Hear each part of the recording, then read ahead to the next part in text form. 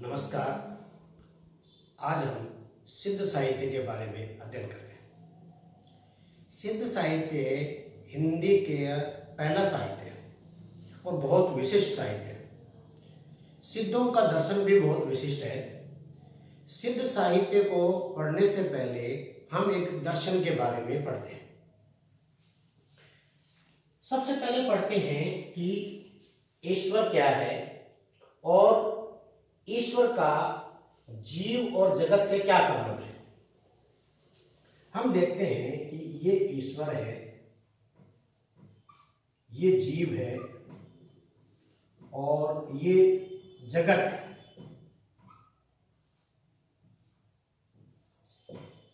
एक दर्शन के अनुसार, जिसको आगे चलकर हम भक्ति काल में पढ़ेंगे, उसको कहते हैं शुद्धाद्वैतवाद। उसके अनुसार जीव 3 गुणों से युक्त है और उसको कहते हैं सत, चित, आनंद। इस प्रकार ईश्वर जो है वो सच्चिदानंद है, 3 गुणों से युक्त है। जब ईश्वर को जीव के रूप में बदलना होता है तो अपने एक गुण को वो तिरोहित कर देता है। तो जीव में 2 गुण होते हैं, सत और चित्त। उसमें आनंद का कॉलम खाली होता है, आनंद वाला भाग नहीं होता। जगत में सत्य होता है परंतु जगत चैतन्य नहीं होता और जगत आनंद से रहित। अब आप इस दर्शन को शीघ्रता से समझिए। ईश्वर अपने 3 गुणों में से एक गुण को तिरोहित कर जीव में बदल जाता है और एक और गुण का तिरोभाव कर वो जगत में बदल जाता है। अब जगत में एक गुण का आविर्भाव कर जगत ही जीव में बदल जाता है और जगत में एक गुण का और आविर्भाव कर जीव ही ईश्वर में बदल जाता है। इस प्रकार ईश्वर और जीव आपस में गुणों के आविर्भाव और तिरोभाव से रूप का बदलाव करते रहते हैं। मतलब आत्मा और परमात्मा में गुणों का ही अंतर है, विशेषकर बहुत ज्यादा अंतर नहीं है। इसी प्रकार जगत और जीव का भी गुणों का ही अंतर है। सत का मतलब वो है, सत्य है, यथार्थ है। चित्त का मतलब वो चैतन्य है और आनंद का मतलब उसमें आनंद है, रस है।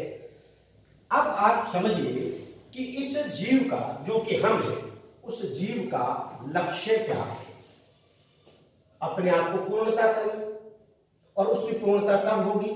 जब आनंदित होगा। इस आनंद की पूर्ति करना ही जीव का परम लक्ष्य है। अब वो आनंद की तलाश जीवन भर करता है और उस आनंद की तलाश जीव कहां से करता है? उस आनंद की तलाश वो जगत से करता है। जगत के अंदर से सामग्रियां जुटाता है, जगत के अंदर से वो साधन जुटाता है, खाने के, पहनने के, भोग के, विलास के। परंतु एक मजे की बात है कि जगत तो आनंद से रहित है। जगत में तो आनंद है ही नहीं। अब जगत में जब आनंद है नहीं तो जीव जगत की ओर मुड़ चुका है।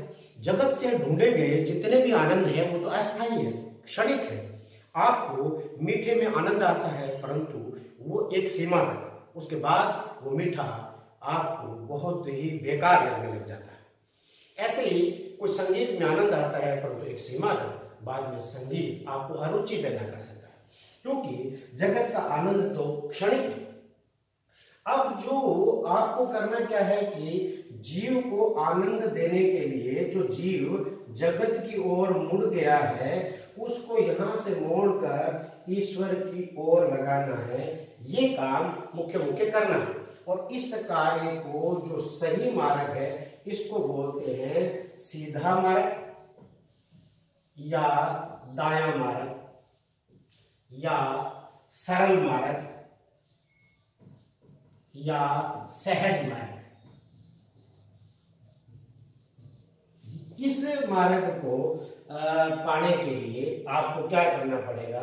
जगत से वैराग्य करना पड़ेगा, जगत की ओर देखना नहीं पड़ेगा, जगत को त्याग करना पड़ेगा। जितने भी ऋषि मुनि तपस्वी साधु वैरागी हुए उन्होंने जगत को बेकार बताया है, जगत को मिथ्या बताया है और जगत को खराब बताते हुए जगत को छोड़ने की बात की है। ये सीधा और सरल मार्ग है जो सब जगह आपको मिलता है। दूसरा मार्ग है जो सीधा नहीं है, वाम मार्ग है, उल्टा मार्ग है। वो मार्ग जो है वो ये है कि वो मार्ग है कि आप जगत में ही रम जाइए, आप उस आनंद जो क्षणिक आनंद है उसको इतना भोग कीजिए कि आपको वितृष्णा हो जाए, उबकाई आ जाए और फिर आप उस जो क्षणिक आनंद है उस आनंद से आप उब करके ईश्वर की ओर जाए। इसका मतलब है कि आपको इस जगत को छोड़ने के दो तरीके हैं, एक तरीका सीधा और एक तरीका उल्टा। उल्टे तरीकों को कहेंगे वाम। अब सिद्धों का संबंध इस वाम से है। जब हम आगे सिद्धों को पढ़ेंगे तो इस शब्द को लेंगे वाम तरीका और फिर बाद में सिद्ध आपको समझ में आएंगे। अब आगे बढ़ते हैं, इसको मैं बंद करते रहिए रोकते हुए। अब आगे बढ़ते हैं कि सिद्ध कौन हुए। सबसे पहले सिद्ध साहित्य में हम सिद्ध को पढ़ेंगे कि सिद्ध कौन है। तो हम बात करेंगे सिद्ध। सिद्ध वो लोग हैं जब बौद्ध धर्म आगे बढ़ा तो हीनयान और महायान दो भागों में बढ़ा। महायान के वो लोग थे जो बड़े लोग थे, उदारवादी थे, बड़े यान के सवार थे, और हीनयान यानी छोटे सवार की सवारी करने वाले, छोटे जहाज की सवारी करने वाले थे और कट्टर सिद्धांतों का पालन करने वाले थे। वो जो कट्टरवादी थे वो धीरे धीरे संख्या में कम होते गए और महायान बड़े यान की सवारी करने वाले उदारवाद बढ़ते चले गए। महायान को और आकर्षणों और आगे बढ़ाव के लिए जरूरत पड़ी तो महायान आगे चल करके मंत्रयान बदला। वो मंत्रों के द्वारा सिद्धियां प्राप्त करके लोगों को आकर्षित करने लगे। मंत्रयान आगे चल करके सहज यान में बदला और सहज यान की एक शाखा हुई जिसको वज्रयान कहते हैं, और जो वज्रयान बना वो वज्रयान ही सिद्ध कहलाए। अब इनका नाम वज्रयान क्यों पड़ा ये आगे चल करके बात करते हैं। हम कहेंगे कि बौद्धों से निकले थे, वज्रयानी थे और वो वज्रयानी बौद्ध ही सिद्ध हुए। आगे बढ़ते हैं। अब ये वज्रयानी बौद्धों ने क्या किया कि वज्रयानी बौद्धों ने अपने जो सिद्धांत, अपने जो मान्यताएं थी वो लोगों को बताने शुरू की, और जो बताने शुरू की वो जो भाषा इस्तेमाल की वो हिंदी की थी, और उनकी जो बताने का जो ढंग था वो पद्यात्मक था। तो वो कवि हो गए और भाषा हिंदी हो गई, इसलिए हमारे काम के हैं। हमारे हिंदी के प्रथम कवियों के रूप में सिद्धों को जाना गया, इसलिए हम उनको पढ़ेंगे। अब आते हैं सिद्ध साहित्य की वो भाव पक्षीय जो विशेषताएं हैं, उन विशेषताओं के हिसाब से हम उनको पढ़ते हुए आगे बढ़ेंगे। तो उन भाव पक्षीय विशेषताओं में सबसे पहले है कि वो वाम मार्ग की साधना करते हैं।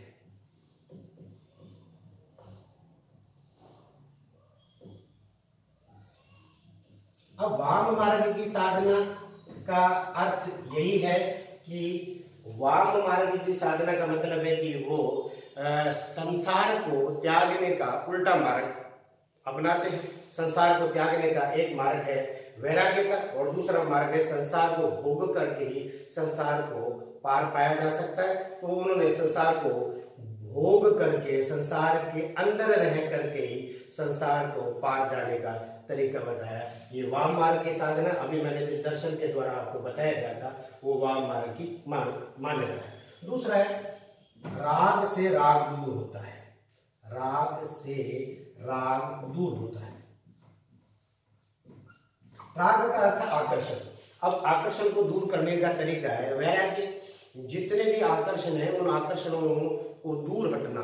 स्त्री है, पैसा है, माया है, ममता है, लोभ है, जितने भी आकर्षण संसार के हैं उन आकर्षणों का त्याग करना, आकर्षणों से दूर रहना, यही विकर्षण, आकर्षण का उल्टा ही विकर्षण ही आकर्षण का एकमात्र प्रतिकार हो सकता है। परंतु इन्होंने कहा कि राग यानी जो आकर्षण है, प्रेम है, उसका राग से ही दूर किया जा सकता है। वाम मार्ग की साधना में ही हमने बता दिया कि संसार में पढ़कर ही संसार को दूर किया जा सकता है। ये राग से राग के दूर होने की तरीका उन्होंने बताया।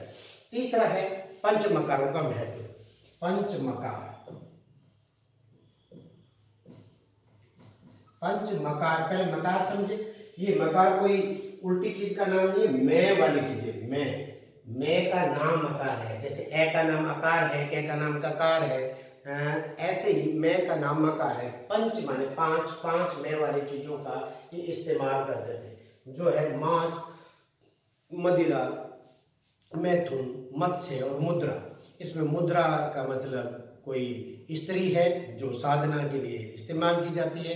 मांस, मदिरा, मैथुन, ये जो है आकर्षण की ही 5 चीजें हो सकती हैं, जिनमें सबसे ज्यादा व्यक्ति खाने, भोग करने, जिनमें आकर्षण संसार के सबसे बड़े आकर्षण खाने पीने और भोग करने के हैं, उसमें ही पड़े रहने के लिए उन्होंने प्रेरित किया कि आप इनमें इतना डूब जाइएगा तो आपको इनसे ही विकर्षण हो जाएगा, इनसे ही आपको उबकाई हो जाएगी। ये 5 प्रकार के जो है मकार, मैं वाली चीजें थी, उनको बताया। और फिर बताया कि ये जीवन का जो लक्ष्य है, आपके जीवन का जो लक्ष्य है वो महासुख है। महासुख, अब ये महासुख जीवन का वो लक्ष्य है कि आप इस महासुख में पड़ेंगे तो इस महासुख के जीवन में लक्ष्य में पड़ने से ही आपको क्या होगा कि आपको उबकाई आ जाएगी। ये संसार में जो आए हो तो सब इसको सब देखो, इसको सुनो, सूंघो, घूमो फिरो, उठो, खाओ पियो। कोई आलमाल मिले तो प्यार से लो और बोलचाल सबसे करो। उसके बाद योग की बात सोचो, योग उसके बाद है, ऐसा उन्होंने कहा। इस प्रकार उन्होंने अपने दर्शन में ये बातें उन्होंने रखी।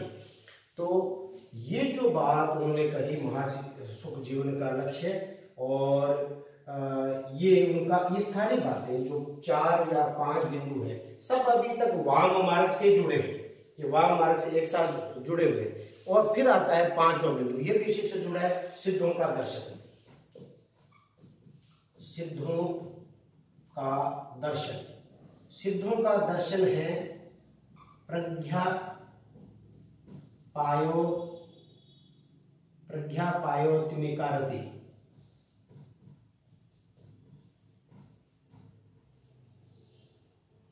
प्रज्ञा पायोत्मिकारति, इसका मतलब है एक है प्रज्ञा, एक है उपाय, और इनसे मिलकर रति करनी है। प्रज्ञा का मतलब है यहाँ स्त्री, और उपाय का मतलब है पुरुष, और रति का मतलब है मिलन। स्त्री और पुरुष के मिलन से जो आनंद है, उसी आनंद का ही उन्होंने दर्शन के रूप में बनाया है। ये जो 5 बिंदु है, ये वाम मार्ग की साधना से जुड़े हुए बिंदु ही है। फिर इनकी अगली विशेषता है प्रवृत्ति मूलकता। प्रवृत्ति मूलकता जले उत्पलवत, जैसे जल में कमल रहता है, ऐसे ही उन्होंने कहा जल में रहना है और रह करके संसार के अंदर रहते हुए, संसार को भोगते हुए संसार से पार जाना है। फिर उनका ये जब दर्शन था, उन्होंने कहा कि जिमि विष भुकै विषही पलूता, तिमि भव भुजई भवई न जूता। जिस प्रकार जहर को जहर ही मारता है, इसी प्रकार संसार को भोग कर ही संसार से पार जाया जा सकता है। जहर का इलाज जहर है, इसी प्रकार संसार का इलाज संसार है। संसार को कोई और दूसरे तरीके से, वैराग्य के तरीके से संसार को पार नहीं पाया जा सकता। इस प्रकार ये 5 बिंदु है, जिसको एक बार मैं यहाँ बंद करता हूँ। ये सारे के सारे वाम मार्ग के ही उप बिंदु है। इसके बाद आगे बढ़ते हैं। आगे बढ़ते हैं तो उसमें आता है निर्गुण ईश्वर। ये छोटा पॉइंट कि इन्होंने निर्गुण ईश्वर की मान्यता करी। अब निर्गुण ईश्वर क्या है? निर्गुण ईश्वर, अब आप ये मत कहिएगा कि उस ईश्वर को निर्गुण ईश्वर कहेंगे जिसके ईश्वर में कोई गुण ना हो, ऐसा नहीं कहेंगे। ऐसा ईश्वर जिसको गुणों के द्वारा व्याख्यायित नहीं किया जा सके। इसका मतलब जिसमें विरोधी गुणों का भी समूह हो, अर्थात गोरा भी हो, काला भी हो, क्रूर भी हो, अक्रूर भी हो, दयालु भी हो और निर्दयी भी हो, सुंदर हो, असुंदर हो। आप कहिएगा ऐसा कैसे हो सकता है? अब तो गुणों के द्वारा इसकी व्याख्या नहीं की जा सकती, तो अब हम कहेंगे कि वो गुणातीत है, वो गुणों से परे है। गुण उसके सामने छोटे पड़ जाते हैं, बोने पड़ जाते हैं। इसका मतलब गुणों से परिभाषित नहीं किया जा सकता, इसको हम निर्गुण कहेंगे। अब वो जो निर्गुण है उस ईश्वर की यहाँ मान्यता उन्होंने रखी है। उसके बाद आता है कि ये जो सिद्ध है वो निर्गुण ईश्वर के बाद गुरु को महत्व देते हैं। गुरु का महत्व इसलिए है क्योंकि ये जो इस तरह की साधना है, उस साधना में